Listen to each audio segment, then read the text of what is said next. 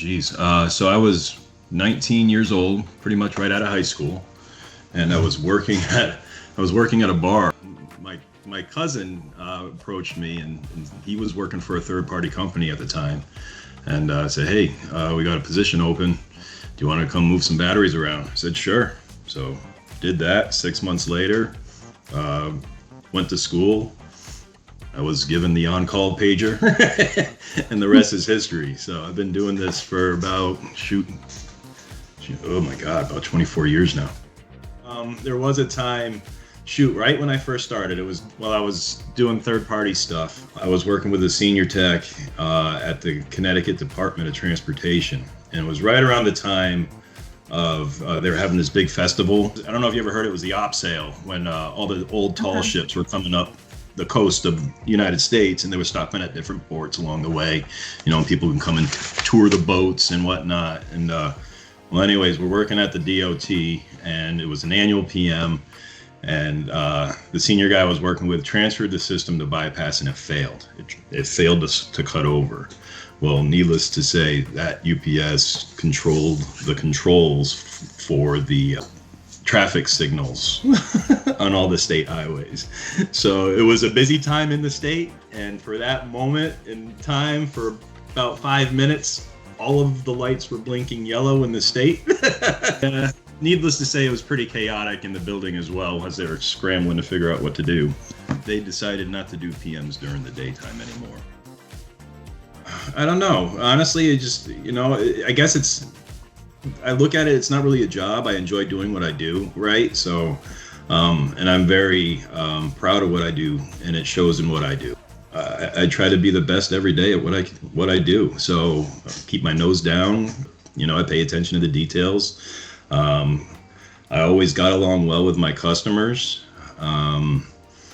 Honestly, hard work pays off. I tell that to my kids all the time. So that's testament to that. Whenever I'm talking to my guys, and maybe they're working through an issue or have questions, I always say, pay attention to the details. The little things count, whether it's in your report, whether it's in what you're doing. Pay attention to the small things to prevent the big things. As far as customers, treat them the way you want to be treated. Be honest with them, be upfront with them, tell them what's going on, get to know them, because getting to know them will help you understand them. Meetings. No, not. So the morning starts out that way, early. 7 a.m. is my first one. Lately, we've been very busy, so we've been trying to build up the workforce. So there's usually a interview, maybe 2-3 interviews throughout the day as well. Trying to find time to at least contact my guys to make sure that they're okay. In the middle of all that. It's been a roller coaster for these past couple months, trying to get myself kind of grounded and getting myself into a routine, just because there is so much going on. But I'm slowly getting there, I'm getting there. The biggest thing now is making sure we've got enough guys and the right places. I'm looking for fit with the team almost more than anything. Honesty's big with me. You can kind of sniff out the honest ones, sometimes not. But honestly, I'd like to see how comfortable they get with me. Then I get an idea of how comfortable they can be with the rest of the team and how well they'll fit with the team. I look for, obviously, skills with what they can do in their job, whether it's, working with their hands, electrical skills, things like that. But most important is how they're going to fit with the team. You got to be a really good team, really good group of guys. I like to keep that motor going good. Hardworking for the whole team. I do notice a lot of guys are putting in a lot of time traveling, working to get the stuff done, and to do it right.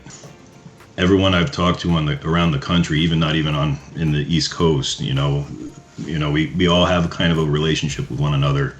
We all kind of know what everyone's really good at, where to go if we need help with certain things. Same with my guys here in the Northeast. My group, there's no one better. They all really work well together. They know each other really well, know their strengths, know their weaknesses, and we're all willing to work with each other, even on those weaknesses, to get them better. Honestly, I'm lucky. They kind of they help drive the whole area with all the work that we've got, and if I have someone on the job, I know whoever it is, I know it's taken care of and it's getting done right. There's a lot going on behind the scenes that I didn't know about. You don't really look at all the little things going on behind, all the different procedures and the numbers and everything else. It's been a lot to see and lots of experience. I'm getting it. I'm learning. Obviously, I'm always learning, but it's definitely eye-opening. I'm always learning. As far as managing the team. Biting my tongue and listening, right? Instead of actually saying you should be doing this, I've kind of adapting a little bit to just kind of sitting back and listening, seeing where they're at, seeing where they're going. That way I can give my best input, or I can at least point them in the right direction to get, the answers they're looking for. I've always been a pretty decent listener, but I've always been quick to give advice and things, but kind of learned to sit back a little bit more to get a full picture, full idea of what's going on. Don't ignore your PMs. The minor PMs, battery maintenance is key to, the longevity of the system. And honestly, and I tell them all the time, even at startup, I tell that 800 number on the unit. Call it. You got a question? Call us. We're happy to answer. We're happy to talk to you. Give you advice on what you're doing. Nothing's too small, nothing's too big. We're happy to assist. So give us a call if when in doubt. Call. I grew up in southeastern Connecticut, a little town called New London. I live north of New London, in the same area. I am in southeastern Connecticut, but a little further north from my hometown. It's quiet where I'm at now. New London was more of like it wasn't a big city, but it was dense. There's a lot of people, a lot of stuff going on, right on the water.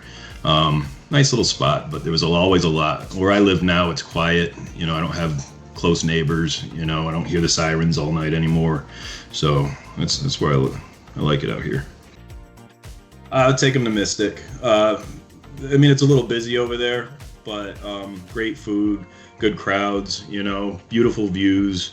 You can find a quiet spot to sit and just, watch a sunset over the ocean, that type of thing. So I'd probably bring them down to Mystic. Right now, it's football season for my kids. I help coach my son's football team with whatever time I have in the afternoons, which is a lot of fun. We just finished our regular season. We went 8-1, and we start the playoffs next week. So that's very busy. That's a every day. We're not home until 8:30 at night, type of thing with practice and things like that. I'm usually on the phone while I'm there too, so with work. So it's very busy right now. So a few more weeks, hopefully we win the championship and we can, kind of take it easy for a couple months. It's fun. It's like it's the age where mom and dad are still cool, kind of getting away from it a little bit, A mountain. I'll go somewhere where there's no cell service. Keep the phone quiet. Give me a couple days of silence and we're good. Give me a view, give me a trail to hike, and I'm happy. So there's a little deli in, I think it's Middlesex, New Jersey, called Sappora's, and they have a sandwich there called the Dom. It's basically almost an Italian combo, and it's loaded. That is my all-time favorite sandwich, and I have not been in the field, and I miss that sandwich. So I will say that one. That is what I would eat every day. Wow. I don't even know. I guess I would love to fly, right? Love to fly and get to the top of the mountain quicker, so the phone wouldn't ring on me. I was always a Mustang fan as a kid, so I'd say probably 1970s-ish Mustang. Yeah, Mach 1. As a football coach, at the beginning of the year, we always tell the kids, practice makes perfect and all that stuff. So something I used from Vince Lombardi, who was the famous Packers coach from back in the day.